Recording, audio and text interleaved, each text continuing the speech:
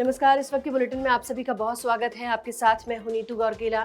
फटाफट नजर डालेंगे आज की कुछ खास खबरों पर। बुलेटिन की शुरुआत करते हैं दिल्ली की सियासी खबर के साथ। आतिशी जो कि दिल्ली की मुख्यमंत्री बनी है, उन्होंने सोमवार को दिल्ली के सीएम का पदभार संभाला। लेकिन इस दौरान एक विशेष जो पिक्चर है वो काफ़ी चर्चा में है। चर्चा ये कि जिस कुर्सी पर आतिशी बैठी थी उनके ठीक बगल में एक खाली कुर्सी भी पड़ी हुई थी। इसको लेकर अब सियासत काफ़ी गर्म हो गई है, क्योंकि आतिशी का ये कहना था कि ये अरविंद केजरीवाल की कुर्सी है और हमें पूरा विश्वास है कि आने वाले विधानसभा चुनाव में जनता एक बार फिर से आम आदमी पार्टी पर विश्वास जताएगी और अरविंद केजरीवाल इसी कुर्सी पर फिर से सीएम बनकर वापस आएंगे।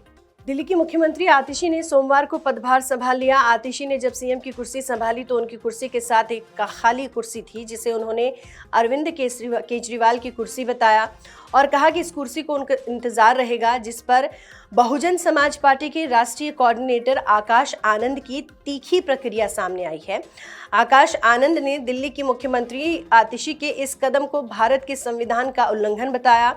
उन्होंने उनके पीछे लगी संविधान निर्माता डॉक्टर भीमराव अंबेडकर की तस्वीर को लेकर भी कहा कि उनकी तस्वीर लगाकर आतिशी जिस तरह खड़ाऊ रखकर शासन करने की बात कर रही हैं वो धोखा है, क्योंकि इससे लगता है कि वो अरविंद केजरीवाल को संविधान से भी ऊपर रखती हैं। बढ़ते आगे, दिल्ली के मुख्यमंत्री का चेहरा भले ही बदल गया हो, लेकिन आम आदमी पार्टी और बीजेपी के बीच की जो रार है वो लगातार बढ़ती जा रही है। जहां एक ओर आतिशी ने अपना कार्यभार संभाला है, तो वहीं बीजेपी एक नया कैंपेन शुरू करने जा रही है, जनता का मुद्दा विधानसभा।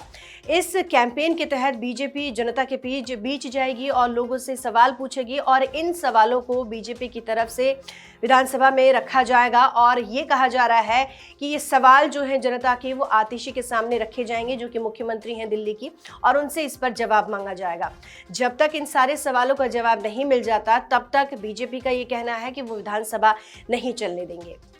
दिल्ली बीजेपी आप सरकार पर पहले ही हमलावर है। इसी क्रम में दिल्ली बीजेपी ने एक अभियान जनता का मुद्दा विधानसभा की शुरुआत की। इसका मकसद जनता के हित और सवालों को विधानसभा पटल पर रखकर दिल्ली की मुख्यमंत्री आतिशी से उनका जवाब मांगना है। जब तक सीएम से उन सवालों के जवाब नहीं मिल जाते, तब तक विधानसभा नहीं चलने दी जाएगी।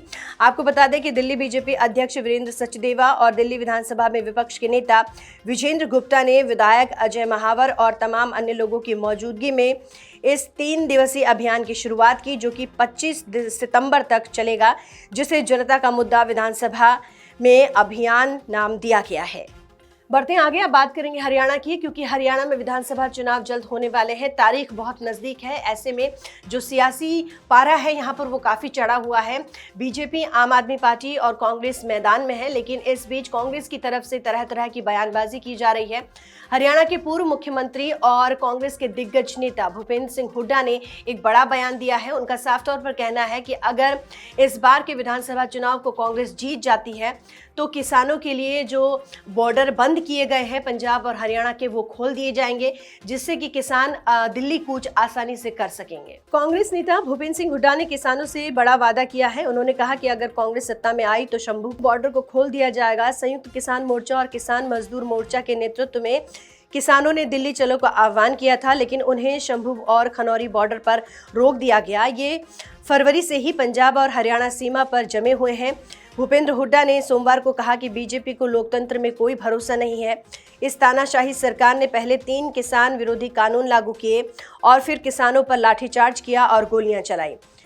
सड़क को खोद दिया गया और हरियाणा सरकार ने उन्हें शंभू बॉर्डर पर रोक दिया।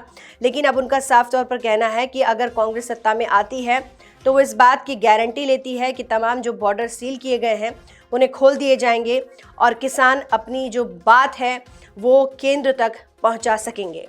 बढ़ते हैं आगे, इजराइल ने लेबनान के हिजबुल्लाह के करीब आपको बता दें कि 1100 ठिकानों पर हमला किया और इस हमले के दौरान 492 लोगों की मौत बताई जा रही है। 1600 से ज़्यादा लोग यहां पर घायल हैं और तकरीबन 100 के आसपास जो मासूम बच्चे हैं उनकी मौत हुई है। इजराइल का साफ तौर पर यह कहना है कि पहले ही लेबनान को ये आदेश ये एक तरीके से बोला गया था कि हिजबुल्लाह के जितने ठिकाने हैं इसके आसपास जो रिहायशी इलाके हैं वो खाली कर दिए जाएं, लोग घरों को छोड़कर चले जाएं। लेकिन जब ऐसा नहीं हुआ तो इजराइल ने ये हमला किया। इजराइल और लेबनान के बीच मौजूदा स्थिति काफ़ी बिगड़ती जा रही है। बीते कई दिनों से दोनों एक दूसरे पर लगातार हवाई हमले करते आ रहे हैं। हालांकि इसमें सबसे ज़्यादा नुकसान लेबनान को हुआ है, जहां इजरायली एयर स्ट्राइक में लेबनान के दक्षिणी हिस्से में हुए हमले में अब तक 492 लोग मारे गए हैं, जबकि 1645 से ज़्यादा जख्मी हैं। मरने वालों में तकरीबन 52 से ज़्यादा बच्चे भी शामिल हैं और 40 के आसपास महिलाएं हैं। बता दें कि बेंजामिन नेतन्याहू की सेना ने हिजबुल्लाह के लगभग 1100 ठिकानों पर हमला किया।